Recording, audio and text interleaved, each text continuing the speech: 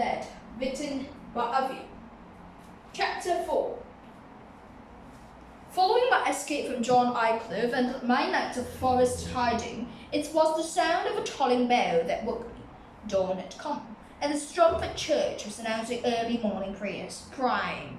In haste, I made the sign of the cross over my hat, offered out my daily prayer, and listened closely. All I heard was the sound of the bell and muted forest babble. Nothing to alarm me. Once awake, however, I could only think of what I'd seen the night before, meeting in the woods of the steward and the stranger, nor could I remove from my mind the steward's hateful look, whom he brought down his sword with the clear intent of killing me.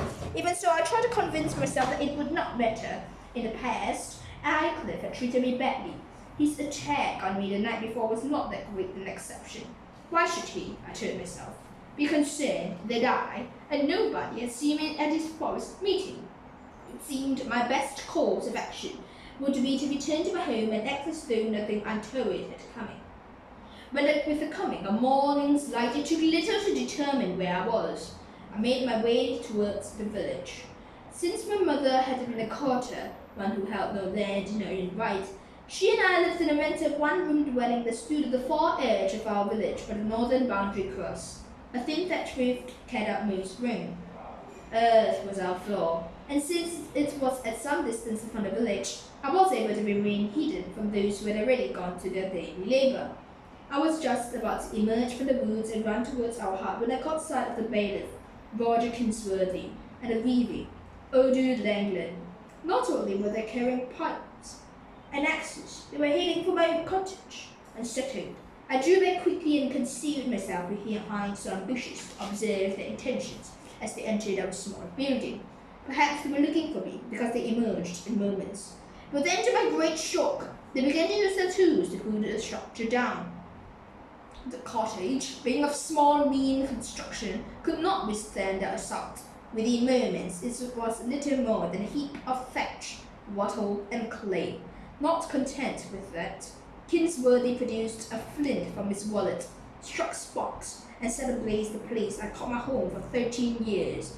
Deeply shaken, I fled back to the forest. As I went, I kept asking myself why they should have done such a thing.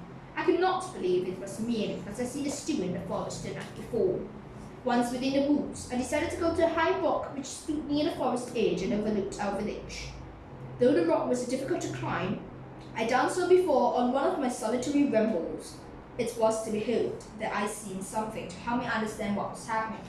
It was not, however, till mid-morning, which I knew by the position of the sun and the ringing of the church proclaiming church, that I reached the rock.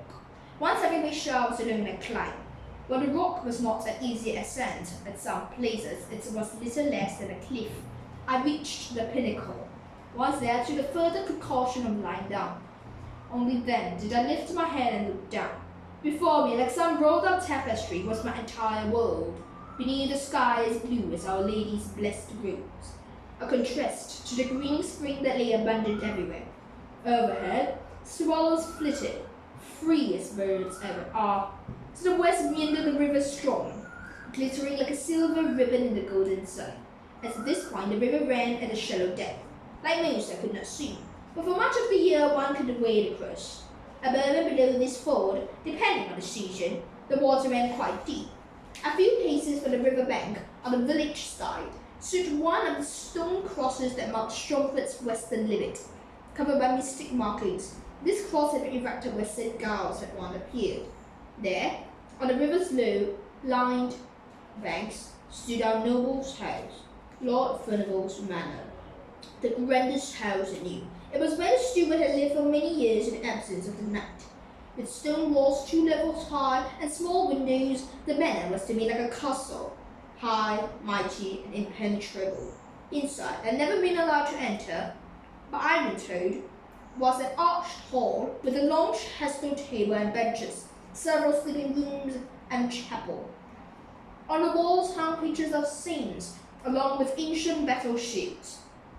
The lower level was a large storage place meant for the wheat and other foods the village produced. Opposite the manor house, the mill. Smaller than Lord Furnival's dwelling, it was built of stout timbers with grinding wheels of massive stone. The wheels returned by river water delivered by a run. Not only did the mill grind our wheat and barley at the cost, it contained the ovens where we villagers, by the steward's decree, baked our bread, which required yet another fee. A road led from the riverbank. Once a traveller crossed the river, a road led east and reached another road that ran north and south. Where these roads met, our stone church, St. Giles by the river, stood with its ancient bell. Above and below the church were our dwelling places, some 40 cottages and huts of wattle and adobe, thatched reed and wood, dirt and mud, all in varying shades of brown. North of the village was the commons, where we peasants grazed our own oxen and sheep. Here too were the archery box, where men of age were required, by King Edward's decree, to practice every Sunday. It was also the place where the public stocks and gallows stood. The land for growing crops was laid out in long narrow strips. One of 3 strips were planted with barley, another wheat.